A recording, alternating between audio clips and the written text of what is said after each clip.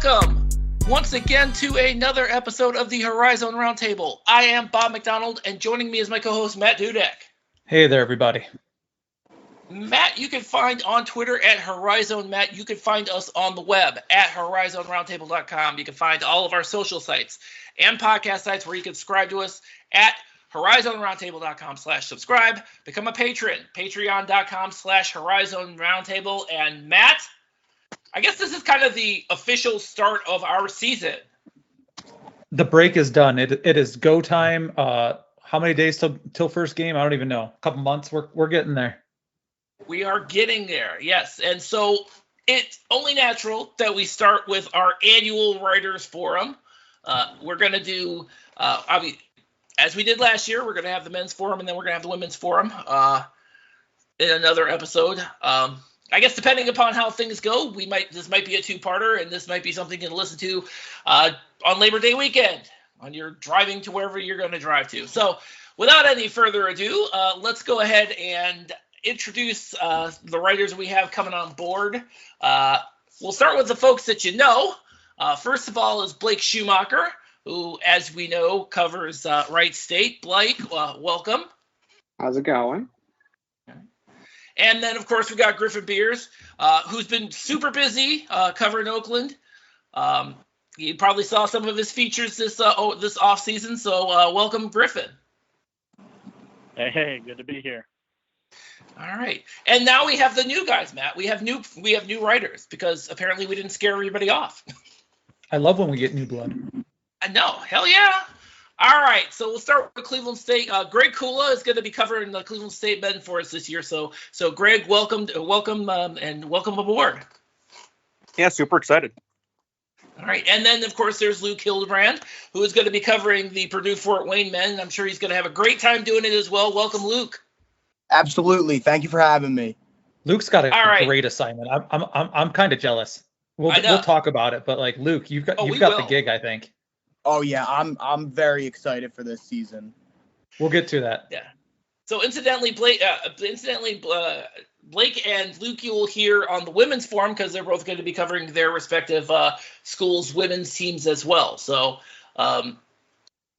saddle in. So I guess we got to talk about the off season. I'm sure there were a few things we had to talk about. I mean, well, I guess we could talk about all the coaching changes, I suppose. Well, you know what's interesting, Bob, is of all the writers that we have on, only one of them had a coaching change. That is true. Oh, and we'll get yep, that's me.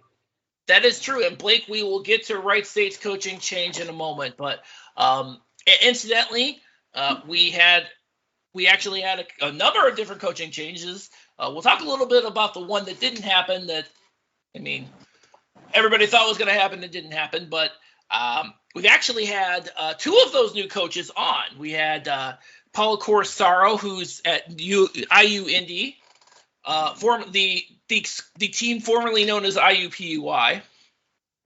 Have we gotten a clarification? I got used to doing that early. Is that IU-I? Like, what are we doing? IUI, IU-I? Like, what is the breakdown? The proper nomenclature is IU Indianapolis or IU Indy. So I will not be using IUI, although it looks like certain folks are already using IUI. But I'm sticking with IU Indy and IU Indianapolis, which is good because IU Indy got their coach from U of Indy.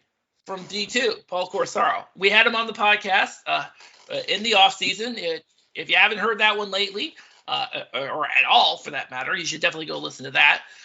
We also had a coaching change at Detroit Mercy. And we talked to, actually, Mark Montgomery, Coach Monty, is actually one of the first new coaches we had on and interviewed him. He was right on it. He was here and ready to talk coach speak at us about his team, and you know what? I appreciated him right away coming on with us. Absolutely, I appreciate that greatly. And then we had Ethan Faulkner, who took over for Jared Calhoun over at Youngstown State. I'm looking forward to seeing what these guys are going to bring to us as well. So those are the folks those are the new coaches we had on. For some reason, There was another coaching change. I'm missing one, aren't I, Matt? I feel like I'm missing one. We lost one of our totally favorite low key one. We lost totally Sonny. Low key coach, and that's too bad. After only one season, he left to go back to Wyoming, and we got that new coach in. Yeah, it's Doug Gottlieb. You know it's Doug Gottlieb. If you haven't figured out it's Doug Gottlieb, you've been on vacation longer than we have. I'm curious to see how it plays out, just like everybody else. But I'm not as down on Green Bay as others may be, even with Gottlieb. I don't think he's going to be a deterrent for them. I just don't know if he's a net positive either from a coaching standpoint. But you know what? He brought in a lot of good players. That NIL money is rolling. Yeah, and I would love to talk to him about it. Wouldn't you, Matt? Yeah, I would. But, maybe he'll have us on his show instead. I doubt it. But no, to your point, you are correct. From a recruiting standpoint, yeah, Green Bay looks pretty good. The question is going to be as what's he going to do with it? What does that sort of coaching tree look like from Doug Gottlieb's perspective? Because it's like you brought him in, you brought all this NIL money in, but then there's the product on the floor that you then have to churn out. So how is that going to go? And that'll be the test. I mean, even with all the radio and, being Doug Gottlieb, he's been at Oklahoma State as a special assistant recently, apparently. Like, he's been around it. I've been told he's not a bad basketball mind. So if he can actually focus on, the team at hand, then it could work. My skeptical is dude is still doing a full-time, big-time radio show while trying to be a Division I head coach. And I don't get that. That bothers me. But you know what? It's not for me to really weigh in on either outside of this. To your point, and I'll be honest with you, I'm not as high on Green Bay as you are, Matt. But that may not necessarily. I think it's a combination of I don't know what we're going to get from Gottlieb, the coach. We see what we have from Gottlieb, the recruiter, but we have yet to see what Gottlieb, the coach, looks like. From a recruiting standpoint, retaining a core of the Sonny Wicks holdovers, that was huge. Keeping Riedinger, keeping Foster Wonders, keeping Marcus Hall, those guys was a big deal. And then bringing in, they got much bigger. I'll tell you that. Isaiah Miranda, that guy's going to be pretty. I think that guy's going to be pretty good. And they also brought in another guy, Matt. You might know who he is. I was going to say, Griffin, what do you got to say about that recruit that Green Bay brought in? Momo Cisse. What is this? His 9th or 10th school, I think, that he's committed to. Is it? But that'll be interesting. I mean, I don't know how much he's going to be able to see the floor. Actually, I think they got some pretty good depth in the front court, but yeah, that'll be interesting. I like the idea. I think for right now, from my standpoint, I think as far as the front court is concerned, I think between I think Youngstown State, I think kind of has the advantage in the front court only because it's Gabe Dines and Emmanuel Zorgval. You don't get 2 7-footers that can actually, you can't get 2 7-footers in mid-major hoops that aren't complete projects, and those guys are definitely not projects. So it's going to be interesting to see what Miranda and Cisse do as a rotation there. I suspect we're going to see more Miranda. I think front courts in general is going to be a topic of conversation as we talk to all of our writers today. Oh, yeah, absolutely. Indeed, it is. And I think for me, that's a factor, especially when I'm looking at my preseason rankings. It really is. Tell you. Absolutely. So, but yeah, so, hey, Andy Toole's back. And by the way, we're doing our if you're listening to this before we do our Twitter Spaces, Thursday, August 29th, 7 p.m. Eastern, Andy Toole will be on with us. Hey, and you know what? You should probably check that out if you get a chance, because who knows, the next time we'll talk to Andy Toole, because I think he's on the hottest of seats right now. Yeah, and he is on the hottest of seats in a season where it's going to be rough, because I think top to bottom, I keep saying, I think I said this last year, because I always say this. I think this is the year that that the Horizon League turns it around.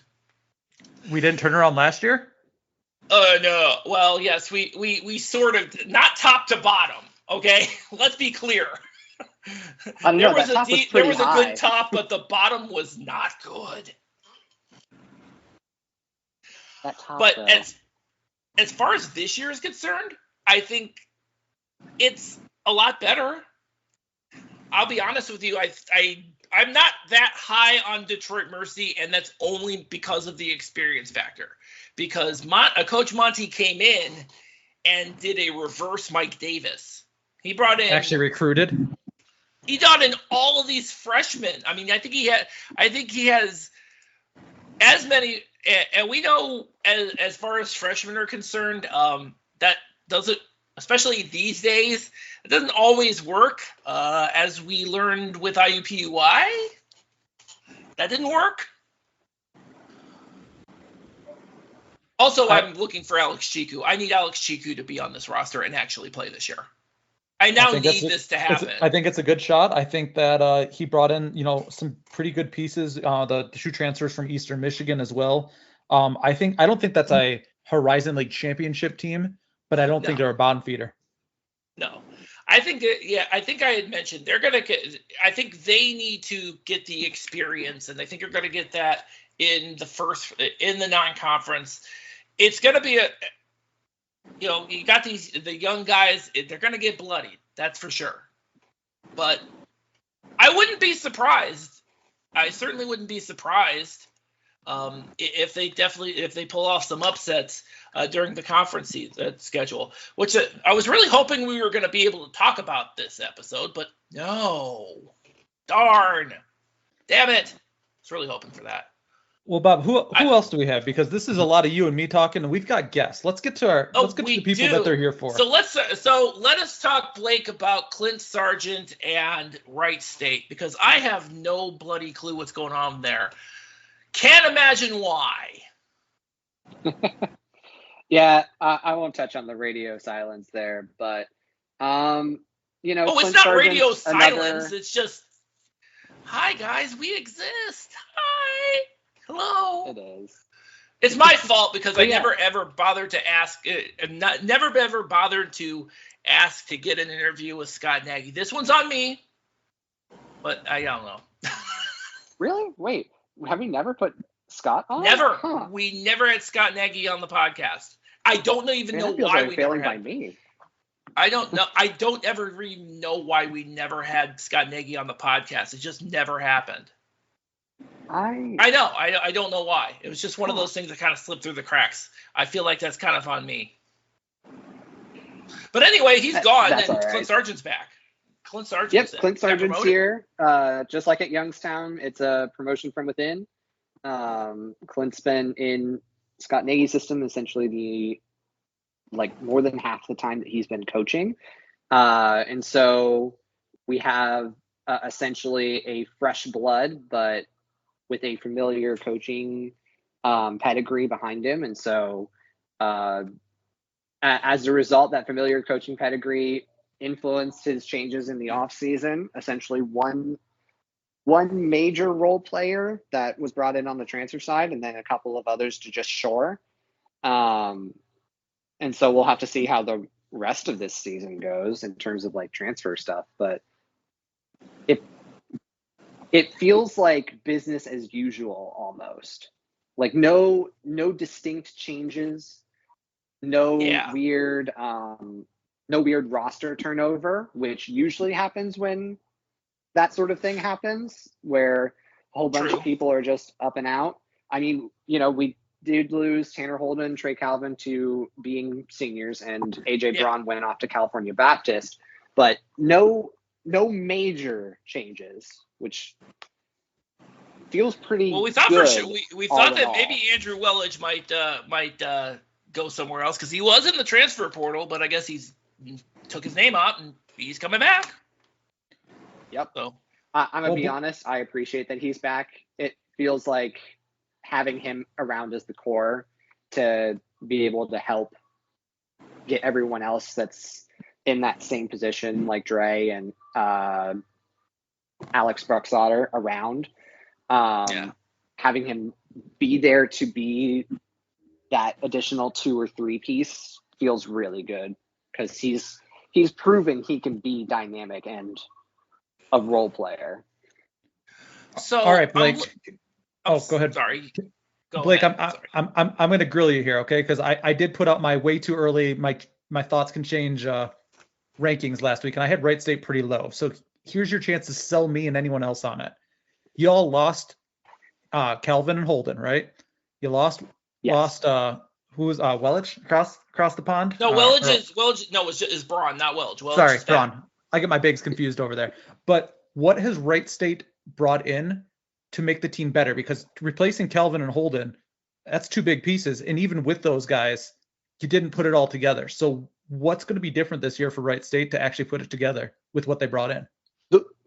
The way I see it, with Calvin and Holden gone, we're not going to see like the same offense that Wright State has been known to have with essentially those 2 heroes being the role players, and with Brandon Knoll still holding down that front court position. But we are going to see some differences with both Sargent taking over and with the rest of this core being able to go through. Because I don't know if you know, but the reason that our defense was so bad last year was directly due to Calvin and Holden. Holden essentially gave up, I don't know if y'all remember this, but they gave up the shot that sunk us to NKU in the tournament. And so what I see with this is we're not going to see the same Wright State that scores 90 and lets 90 in. We might see a Wright State that scores 70 and either lets 80 in or 60 in. Back to some normal basketball. 80 or that's a very wide swing, Blake. That is a very wide swing. It's going to entirely depend on whether or not the defense functions.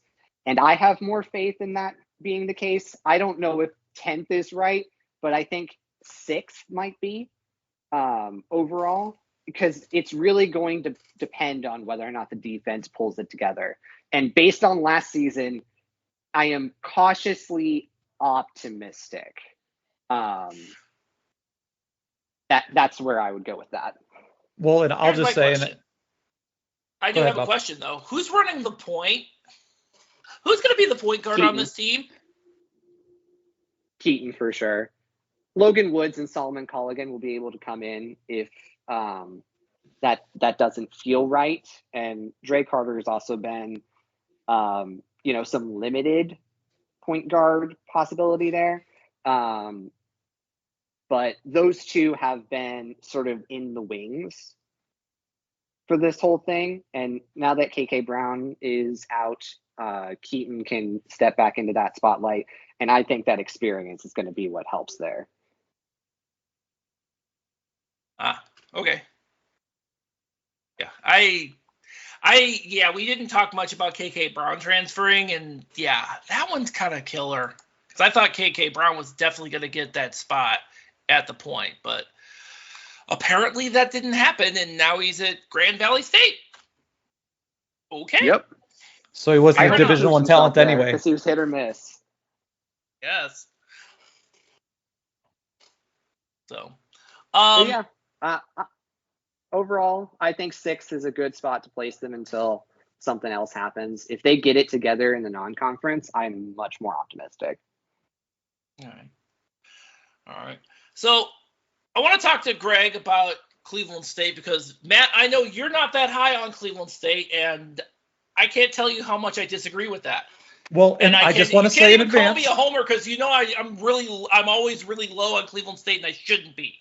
I just want to say in advance, then we'll let Greg talk this through. I'm not big on Cleveland State basketball, but at the same time, I'm a very big fan of what they've done the past few years. I just don't feel like they replaced what they lost. That's all it is. It's not personal. I think Danielle Robinson has been fantastic. I just want to put that out there. That's the part. That's actually the part I disagree on. And but Greg, you can kind of elaborate because I don't know what your thoughts are here on this.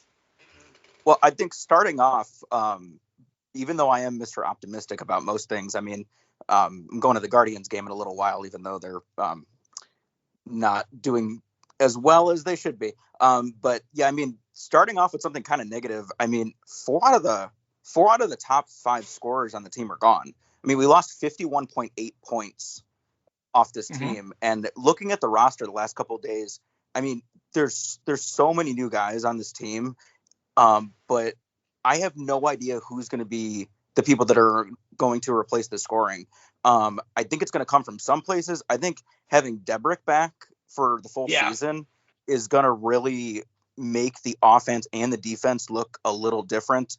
Looking up some stats, I mean, he had 10 blocks in 76 minutes, and they had 140 blocks on the season. So that's going to completely change. And it really did, because we actually went to the away Kent game right after he got hurt the week prior, and you could just tell the defense needed someone like him in the middle. And I think that's just going to, him and Arnett playing and being able to sub in and out. I mean, Arnett was the only guy we had last year with any size other than Enaruna, and you want Enaruna on the wing a lot. So it was, I just think that height is going to be really big, and that's going to change the game. Yeah. To your point, I think having Debrick back, huge. Having Arnett coming back is going to be good. I'm still super high on Abri Madiba. As far as he's on the roster now, so I was thought there might be a waiver issue going on with him, because I know he spent last 2 years at South Carolina, didn't play at all, unfortunately, because he was hurt. I think he's here. I think looking at his stats before that, the guy was a monster, and that's the guy I kind of like as far as that's concerned. I do think that Tevin Smith, and I think Tevin Smith and Chase Robinson step up a lot more this season. I know my biggest concern with Cleveland State is and always has been the free throws. Presumably, this group that's coming in is going to be a lot better at that. I mean, it would be really hard to be worse. I mean, that is just sickening at the end of games. And it's never just one or two guys. It's always everybody. I'm hoping that that's a little better. I think I was looking up, I think Stavesky's, his free throw percentage is pretty good too. What are you thinking about him, how much he's going to play? Taj coming in. I think that's going to be that. I think that the 1, 2, and 3 spots, they're going to have I think they're going to rotate pretty. I think they're going to rotate pretty fluidly between Robinson, Stavesky, Jalen Rice. You throw Danny Young in there this year because he's redshirted. You add in Tevin Smith. You add in Adibe. I think I still maintain I still maintain that I think Tyler Spratt, we're going to see some of that. We're going to see that kid, the freshman, come in.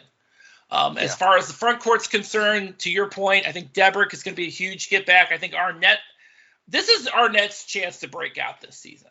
I mean, he's done really well the last 2 seasons. I think this is his breakout year. This has to be his breakout year. He showed flashes of it. Yeah. I mean, there were some games where he was the best player on the court all of a sudden, and that was, I mean, and he had so much muscle. When he was a freshman, he was like going up against he basically neutralized AJ Braun and Brandon Noel. At that point in time, that was really hard to do, and it gave him fits at that point. So I think that's going to be.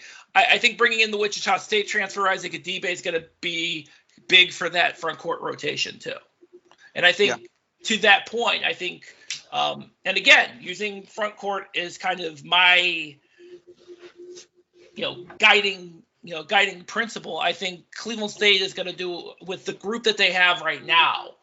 I think they're not gonna. There's gonna be a little bit of fall off, but I don't think as much as we think there's gonna be.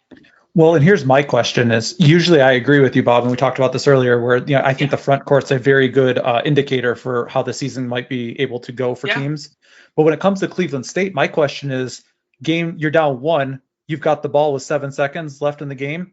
Whose hands are you putting that in right now? Because you don't have any of the people you're used to, and I don't know who you count on that team to score when you need it. I think after the Youngstown State game last year, it's Chase Robinson. But honestly, I have no idea. Yeah, I mean, I think everybody really last year had to put up some of those big shots. Tevin had some big shots at the end. Yeah. But yeah, I don't think there's one guy on the roster that really, to me, shouts out number one right now. They need a Jason Woodrich type player still with to have had one more year to be able to take that shot. That already. Oh my God. I hate you so much right now. Oh, I'm sorry. Is that a bad subject? We'll get to that one. We'll get to it. We might as well get to that. Yeah. So Griffin. Yeah. Why don't you talk about that there? Well, while the wound is fresh. Incidentally, shout out to Jason Woodrich because obviously we had him on the podcast, so that was a good conversation. Kind of hurts my soul, obviously, but I get it. I like that move for Oakland a lot. Not only just because of they had so much shooting to replace, but they also had like so much experience to replace, and to get somebody that's been in the same league and like has been up close and personal with like all the funky things you do for 4 years, like that's huge to get somebody in that like isn't a veteran, but they feel like a veteran already, So here is my question. Here is my question for you, Griffin. Who's in the front court besides Buru? I keep hearing about this Alan David Mukeba, but other than those two, let's start with Alan David Mukeba, because I think a lot of people have been questioning like why his numbers weren't better, and like he seems like he's only 6'6", 6'7", and like that might be a little short. But Griffin, you could be honest. You don't have to say some people. You can say me. People, it's me. Which people he's talking about there, Griffin? You can say it by name. We're on the same pod right now. It's not just that though. I've seen it around on the old Twitter X app. I think that his size, just because he's so physically strong and athletic, I don't think that'll be a problem. And the same thing with Baru too. Like he's not as tall as somebody like Chris Conway or somebody like that, but I think his athleticism and his strength is like it's fine to just have those guys in the front court in like a league like the Horizon League. And then another guy that I don't know how high his expectations were coming into like the summer, but a guy that had a pretty good summer was Deng Majak. And it might actually be Majak. I'm not sure how you pronounce that, but he's a JUCO transfer. He's got good size. He's about 6'10". And so, that's the guy that's had a good summer, but I think that Oakland fans should feel pretty good with Baru and Allen. Griffin, don't you live with somebody who could probably tell you how to pronounce that name or how we're all going to pronounce that this season? Yeah. I think he would find out during the home opener. So I don't think he knows that either. Gotcha. Oh, so okay. No, and in Oakland, of course, we talk about Woodrich coming in from Cleveland State. A little bit of Horizon on Horizon crime over there. But it's definitely a family affair over there now. You got the Hoth twins, and then you got Isaiah and Jalen Jones now playing together. And it looks like Jalen's going to be running the point. Looks like. Yeah, I think that's the expectation, and I think that is big in more than one way. It's not just big for because Jalen Jones is a pretty good player, but what it does is it moves DQ Cole off of the point, and it moves him to that 2 or 3 position, and where I think he's really going to put up some big numbers this year, scoring wise.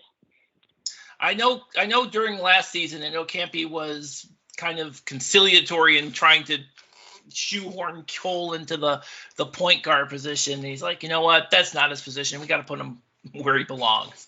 So that having Jalen Jones come in, that's going to be a huge deal for them. Let's put a little respect on that name. That's Kentucky Killer DQ Cole. Oh, sorry. Dagger Correct. delivering DQ Cole. Dagger like that delivering goes to- DQ Cole. Oh, is that I where feel we're like that going goes with to the today? Golke.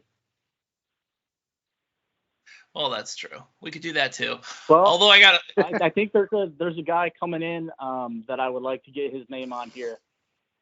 Malcolm Christie is a Canadian. the kid from Canada. Yes, I was going to ask you about him. He has had a very good summer, and I think the expectation is for him to be definitely one of the top players on the team. And I think he's got upside to be a Horizon League performer. He's different than Golke because I don't think he's as good of a like a wild shot shooter, but he can put the ball on the floor and get to the rim a lot better than Golke could. So.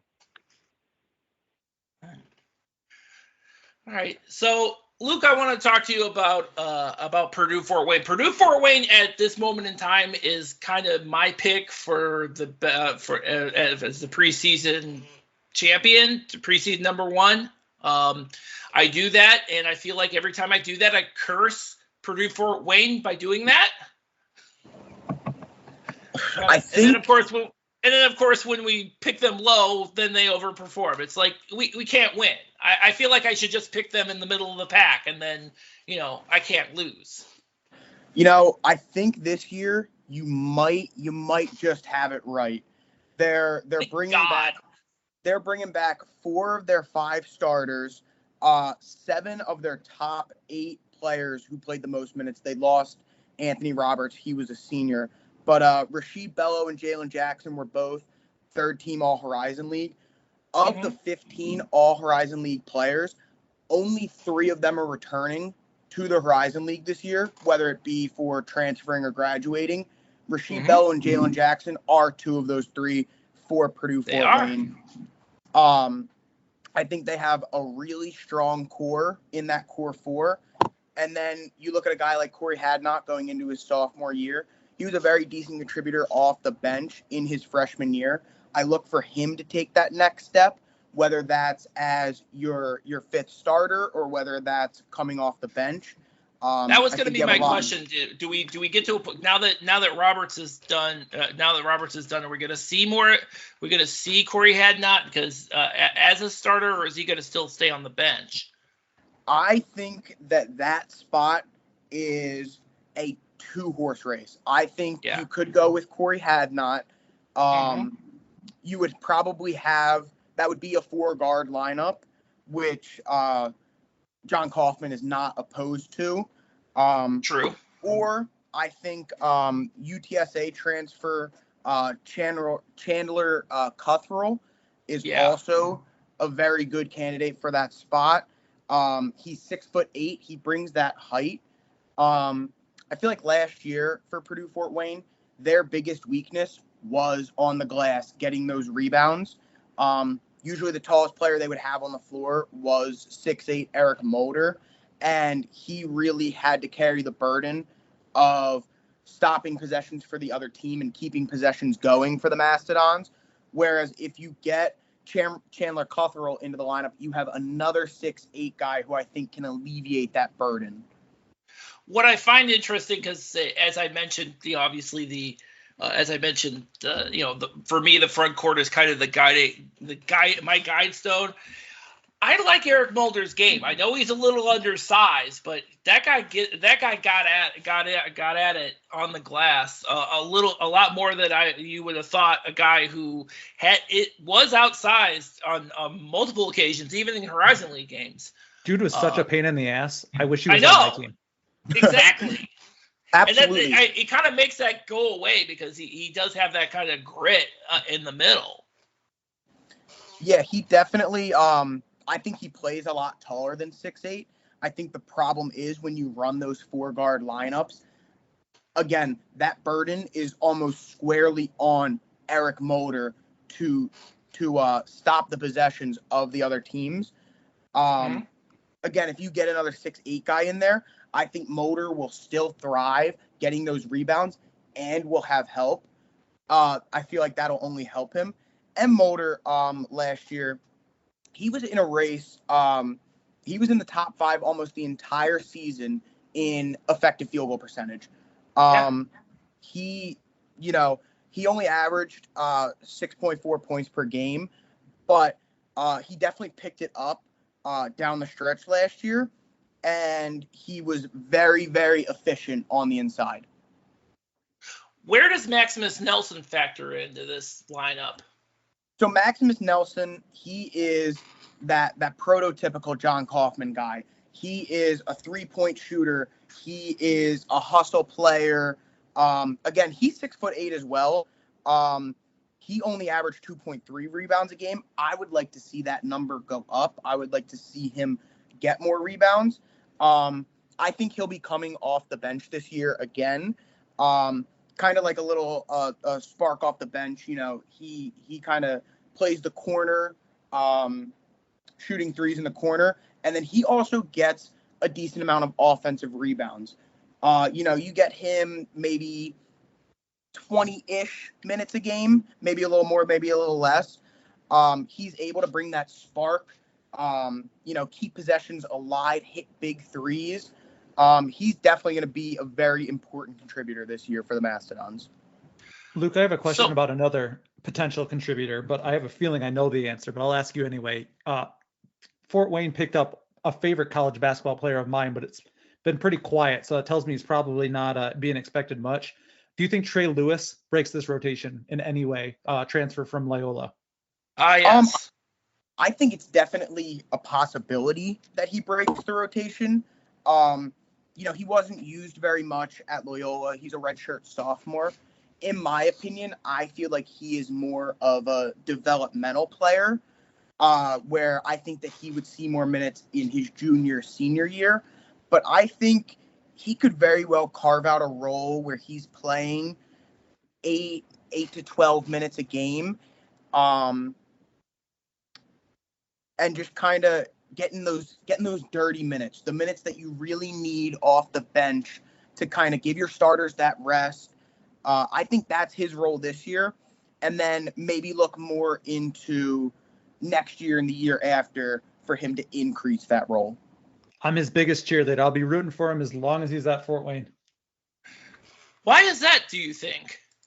I don't know, maybe because I taught him since he was in middle school. Kid was a really good bass kid was a really good bass clarinet player. Like genuinely. Good kid. We always would just talk about basketball. And I'm just glad to see him still playing Division I. He was at Loyola, didn't get any run with Coach Drew there, but I hope this works out for him in Kaufman. I wish he would have come home to Oakland, but you know what? I'll be rooting for him. Yeah, and the thing about John Kaufman is he is a great developer of talent. Jalen Jackson, his first year in college basketball, was shooting around 25% from the 3-point line. And give Jalen Jackson credit, he put in the work in the gym. He was always shooting. John Kaufman on a radio interview the other day he said he was a gym rat. He's exactly the guy he's looking for. But under Kaufman's tutelage, Jalen Jackson was a 40% 3-point shooter last year. I think with Coach Kaufman's help, Trey Lewis, who we really haven't seen a lot of at the college level because he just really didn't get those minutes at Loyola, I think he could get developed into a very good player for the Mastodons. One of the things that strikes me as, to your point about Kaufman and his ability to develop players, one thing that has struck me about Purdue Fort Wayne in particular is the fact that even as we are talking about NIL, as we're talking about the portal, as we're talking about whole teams in our conference changing players like a turnstile, Purdue Fort Wayne, you look at their key rotation. The only players that they lose, the only player that they lost is Anthony Roberts. Everybody else is still in this rotation, and that was true 2 years ago when they had all the COVID year guys come back. And I think that's kind of certainly a testament to Kaufman. I can't explain it. I'm gonna have to ask him, what's his secret? I mean, yeah, it's no coincidence that Kaufman has been at Purdue Fort Wayne so long. He just has he's a player's coach. That's what he is. All off season he's been running his I call them the Kaufman games. All summer they were playing I think it was slow pitch softball. You'll see them in the gym. They're doing inner squads. They Monday, Wednesday, Friday they do community service as a team. I feel like John Kaufman is the quintessential leader in college basketball. He knows how to lead young men and bring them together. That is, in my opinion, John Kaufman and Purdue Fort Wayne as a program in general's greatest strength. And I think his retention rate of players is a testament to that. Dude is just a guy, all the time. No one says anything bad about him. He's just a great guy. Oh my God, yeah, absolutely. I'm gonna have to also ask him about that crazy journey he took during the CIT. Or that was insane. I'm gonna have to ask him about that one because we'll get him. We're planning to have him come back to the podcast because it's been I can't believe it's been 3 years since we had him on the podcast. That is a crime, and we need to address that. What is time? It's all good. Time is real, but it's also striking that you see kind of the transition that Purdue Fort Wayne has made, and juxtaposed against the transition that Robert Morris has been trying to make and hasn't quite gotten over the hump. Can't explain it. Cannot explain it. I mean, and then you also see the two dynamics between how, but yeah, again, that team, and then the other team that I have kind of one at the top of the standings, which is Milwaukee. You lose a guy like BJ Freeman, and I still think they're still one of the best teams in the conference. I agree fully. And if they stay healthy, you know what? I think that is a team that we will see competing right there at the end. So I think to your point, by the way, and I just looking at their roster. By the way, Bart Lundy also going to be on the Twitter Spaces, so definitely don't want to miss that. But as far as as far as Milwaukee is concerned, I think their biggest. To your point, Matt, the health was a major issue, especially up front. And I think they might have fixed that because they brought in Jovanovic from Louisville as a rotational piece. They brought Jermichael Stillwell for the front court. So, yeah, they might have fixed that. I also think, and this is not going to be a popular opinion. I know I always say things that aren't popular, but a lot of times there's some accuracy to it. Not you. I know. BJ Freeman was a great basketball player, and losing him is a big loss. However, I have a feeling on the putting a roster together, team chemistry side of things, and also even just on the floor, there might be a little bit of an addition by subtraction with the pieces they brought in losing BJ Freeman. I think too. That's what I was thinking too. I mean, I'm looking at Freeman leaving, but then you keep Pullian, you keep Pratt, Aaron Franklin's back. He's going to be healthy. Faison Fields is good. I think he's going to have a monster year this year. I mean, that guy is made out of iron. Darius Duffy's going to be healthy again. And then you bring all the new guys in, specifically more horizon crime with John Lovelace. I think AJ McKee is going to be a big piece for these guys. And he knows Lundy's system because he played for him at Queens. I'm very high on Milwaukee this year. Very high. If Fort Wayne hadn't returned as much as they had, I would have Milwaukee 1. But right now, I've got Milwaukee in my second slot. I think that's just going to be a very good team. And I know what's going to happen now, Matt. Now that you've said that, so Milwaukee fans are going to listen to this and they're going to say, "Why are you hating Matt?" I haven't called them Milwaukee Natural School once or whatever. That's true. I know why that happened, but it's Milwaukee Normal School, damn it. Normal School, that's right. School. I also wonder if we will get any more of the Milwaukee Green Bay rivalry that was really starting. Oh no, that is absolutely positively on without a doubt, and I think it's going to get kicked up another level again because of the the high profile of Doug Gottlieb. I hope so. I think it's great for the league. And you know what? If Gottlieb, I mean, here's the thing: is in that scenario last year, Milwaukee kind of became the bad guy, and that's not always that someone has to be. And I loved it. I think everyone's going to be rooting against Gottlieb in general. So Bart Lundy and his team have a chance to be the good guy here, and I'll be interested to see how the dynamics of that rivalry play out. So I want to ask you guys. I know you guys are going to pick your own. I know in a couple of weeks you guys are going to pick your own. But if we put you to it right now, who do you guys think is going to take this league right now? I think it's going to be Purdue, Fort Wayne right now. I'll hop in here first. Sure. I think, I'm pretty high on Milwaukee. And the point, I was actually going to jump in, but now that you asked, it's perfect time. I'd probably put them first right now. I don't know if, obviously there's a bunch of good teams that could win the league, but you were talking about BJ Freeman, a little bit of addition by subtraction.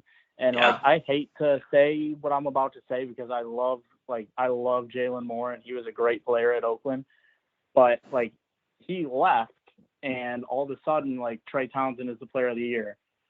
Blake Lampin is second team all league. All these guys, Chris Conway is now averaging 10 points a game, and then Oakland wins the league after a fifth place finish. So I would not be surprised if something like that happened with Milwaukee because they got a lot of that same a lot of the second, third, fourth, fifth best players are coming back, and so I'll be interested to see how that works. Oh, sure. Griffin can say that and everyone's cool with it. If I had said that, Griffin, I would have my DMs lit up. I'd be getting messages from Jalen's mom. But you say it and everyone's like, oh, yeah, no, that makes sense. That's cool.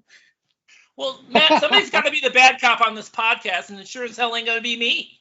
No, it's me. It's all good. No, Griffin, I think you're 100%. I can take this next. Call me a homer. I'm picking the Mastodons, and I'm going to take it even one step further. I think Rasheed Bello and Jalen Jackson will both be first-team All-Horizon League players, both of them contending for Horizon League Player of the Year. Funny you mentioned that. I think, for me, Bello is my preseason picker Player of the Year.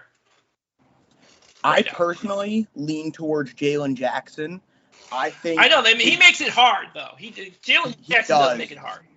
I think his development will continue to be an upward trajectory, and I think he'll outscore Bello just a little bit, be a little bit more efficient, and I think it'll be a dogfight, but I think Jalen Jackson would be my pick right now for Player of the Year. Yeah. All right. I want to be the wild card. I'm Sure. going to be the one that speaks crazy for just a second. I don't know if I'll put this to my actual picks. I'm not sure how much I believe it. I'm putting IU Indy. I'm thinking crazy. We've super crazy. We've seen the sort of certifiable. We might have to have you experience. committed crazy. We've seen the kind of D2 experience come through and really do good things in this league, especially when it comes to teams like Northern Kentucky. And this is essentially Indy's roster of big role players plus some that Paul Crisero has put together. If anything is going to shock the league, it will be this, and I would love to see it. I definitely don't think they're going to finish last. That's for sure. Basically, IUPUI doesn't exist anymore. So, hey, sky's the limit, I guess. I don't know about first, but hey, you do you, man. I'm looking for them to splash. I want them to splash. I am always a believer. We need IU Indy to splash here. We do. Greg, have you put money down on that for a futures? That might be worth $20 on a bet somewhere. Honestly. Hey, you let me know if you need any help when it comes to sports gambling. No, I'm not going there, Bob. Don't worry. We don't have the endorsement yet. No, we do not. That's true. No, not yet. Well, I'll work on that. Well, it's gonna. Yeah. Well, we need. Damn it, we need a preview week sponsor. I was gonna ask Fago because that but I said what I said. Yeah. How about you, Greg? Who do you think is going to win? Yeah, I'm going to be boring. I mean, I'm not going to pick Cleveland State, but I want to say Cleveland State, but no, I think Purdue Fort Wayne as well. You just look at the things that they've done the last few years. I just think the next couple of years it's hard to pick against them just because they're so consistently good the last couple of years. Yeah. I feel like I've cursed them now, though. I feel like I've cursed them, and I feel bad for it. I know you guys haven't, but I feel because I said something, if things go south, it's my fault. You guys can blame me. You can add all of our socials and say, Bob, you are a terrible person for cursing Purdue Fort Wayne. But yeah, can I when I do tweet you that, can I just stop at Bob, you're a terrible person? Like, do I have to justify why? I mean, I suppose. I think everybody knows I'm already a terrible person, so you're gonna have to be more specific, Matt. All right. I would like to jump in again. Sure. And mention Northern Kentucky because nobody has.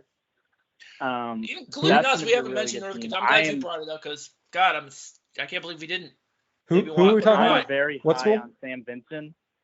And if he is, if he's back to where he was a couple of years ago, and then thinking about him improving because that's 2 years later, that's a scary player, and they got a lot of good pieces around him. So I would just like to throw their name in the hat. I don't disagree. I think that's a great call. My concern with Vincent is even if he's 100% healthy, and I did say this when I put out my thoughts, but I'll say it here too, is he's been such a wonderful Robin to Warwick's Batman. And I just don't know if Vincent is the type of player you can count on to lead things, but he is such an important piece. So if he can't be the number one, do they have a one to go to his two? So here's my thought on that. I think because you look at the way that that Darren Horn has put together that roster every year, like going to that D2 well 3 years running. Not only did he did it 2 years ago with Xavier Rhodes, he did it last year with Michael Bradley. He's doing it. He double dipped this year. He has Josh Dillingham. I know there was a couple of Horizon League schools that were looking for that kid out of Northern State. And then you have Daniel Goretzka, that kid too. I think having those guys come in, and then I think you're going to see. I do see a jump from a couple of the freshmen we saw last year, specifically Randall Pettis. So I think there's a lot of complementary pieces that if Sam Vinson isn't like putting up Marquez Warwick type numbers, there's more than enough around him to kind of compensate for that. And let's not forget that Sam Vinson is pretty damn good at handling the ball too. So I think he's going to be distributing as much as he's scoring as well. Yeah, I feel NKU's abilities are going to hinge a lot on what everybody else does. Yeah. And so we'll have to see like how exactly that plays out. I still have them pretty high simply because Sam Vinson is there, and teams have not been able to play around him almost. He's just that kind of a dynamic player. And so we'll see. I would certainly hate to finish below NKU in the standings, but that's a personal bias. So yeah, I get it. All right. There is one last thing I wanted to ask. And this, Matt, this is your favorite. Your favorite topic: conference realignment. So you can log off if you want, but or not. You can just or mute me. I don't care. Is it my turn? It is your turn. Is it my turn? It's time for the NEC to come home. No, I'm kidding. Oh, Christ. No. Do you know how many people read that thing, man? HorizonRoundtable.com. Look up Blake's opinion piece from last year about how the NEC and the Horizon League should merge. Oh my God. If you search Horizon NEC, it's the first thing that pops up. It's above I know the it Horizon is. League Wikipedia page. It's great. Jesus Christ. Yeah, that is search engine optimization for sickos right there. But I do want to bring up the fact that there's still a possibility, I think, that at least one of the Horizon League schools is going to end up in the Valley at some point. I still believe that. I don't know which one, but it's definitely, I think it's going to be one of them. For some reason, Wright State keeps getting kicked around. I don't get that, by the way. I don't get that at all. Do you have any money to do anything, let alone go to a new conference? So I feel like from an NBC's perspective, the legacy of having Wright State sort of be like among the top teams for 10 years in the Horizon since Valparaiso and everybody else's exit, and the fact that like Valparaiso is doing trash over there, I think that's getting kicked around simply because if they want to go back to the well again and try, they feel that they might have a better chance with Wright State, and it's still within their footprint. But the thing is that I'm not sure how much stock I put in them either. Like, Wright State just put itself to the minimum amount of sports. If we're going to go to the MVC, there needs to be sort of a reinvestment in the athletics program. And I don't think Wright State is at that point yet. We're getting stronger. Overall, the university is getting stronger, but I don't think we're there. No, and I don't think. And the other thing too is I think if you're looking at a Horizon League team school that's doing that, it's Northern Kentucky. They're doing that, but I don't know if the Valley is where they will ultimately end up wanting to go there. I don't know. I wonder about that. Because it feels like a good geographical footprint for them to get into is that Kentucky area, especially like Cincinnati. But yeah, it just seems like that's the place. That's not the place. Yeah. I do think, and I know John Parker has mentioned this a couple of times. He's not a fan. He wants to stay in the Horizon League. Man, I don't know. Milwaukee seems like a natural fit for the Valley at this point in time. I don't know, but yeah, geographically they make the most sense. Pedigree wise, they also make a good deal of sense. Whether or not that's going to happen, who knows? A lot of people think the MVC is standing pat because they're looking for a better option, which again, I floated St. Thomas earlier. I think that's still the best option for them, but I don't know if they're looking to get St. Thomas specifically. Yeah, would they want to go? Would they want to jump from a private member to the public member to a private member? Because Valpo hasn't worked out. In fact, I'm kind of surprised they haven't relegated Valpo back to the Horizon League. Right, and that's kind of the boom and bust with taking a private is. Do you think that they're going to be able to invest in the things that you need? Are they going to elevate the conference to a two-bid conference again? Maybe. I don't know. I don't know if you can see that far down the line with a private, because anything can happen, and private education is just getting more expensive. So, by the way, I tuned back in. There's no take backsies on Valpo. I called it when they left. I said no take backsies. Yeah, there was a point in time where I'd be like, yeah, let's bring Valpo back, but I'm at the point now. No, sorry, they can keep the beacons. We sent them the Crusaders. They don't get to send us back the beacons. Can you imagine how many podcast episodes we could have gotten out of just their name change alone had they stayed in the Horizon League? I do miss having Paul Oren though. He's a great guy to cover. I think he was at the Horizon League tournament too. I think he usually drops. Yeah. So, all right. So that was. I'm not entirely convinced. Still not sold on UIC at the Valley either. But that's a whole other can of worms. So. All right, so that'll go ahead and wrap it up for us. So guys, tell everybody where they can find you online. We'll start with Blake. Sure. They can find me at bschumakerrt on Twitter. Though I don't know how long that's going to stay. I might be moving to Instagram or Threads. I'm not sure. Considering what I do during the season for like posting, I feel like that's just a better outlet. So we'll see, but it'll probably be the same tag there too. All right. Greg or Luke? Either one, doesn't matter. My X or Twitter, whatever, is GKula13, GKULA 13. I post on there mostly about the Cleveland Guardians, but as soon as basketball season starts, it'll be all Cleveland State. Yeah, you can find me on Twitter at Dukerich32, DUKERICH 32. Once college basketball season comes around, I'm going to start tweeting about the Dons and about the Horizon League. So can't wait to get that started. All right. Griffin, I feel like we know where you are, but go ahead.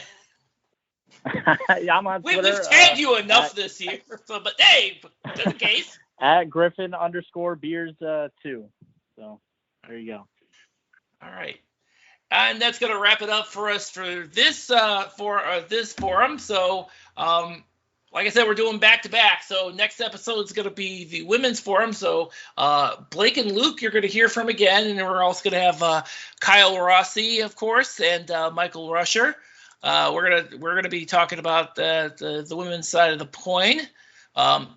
Andrew Shadd, who covers Milwaukee, he's going to be there too. So that's who. I don't think any of you have talked to him. But anyway, until then, HorizonRoundtable.com. That's where you can find our past episodes on all of our articles. You can pull us up wherever podcasts are found, and of course, you can pull us up on your Amazon and Google devices. So tune in next time. Until then, thank you all for listening.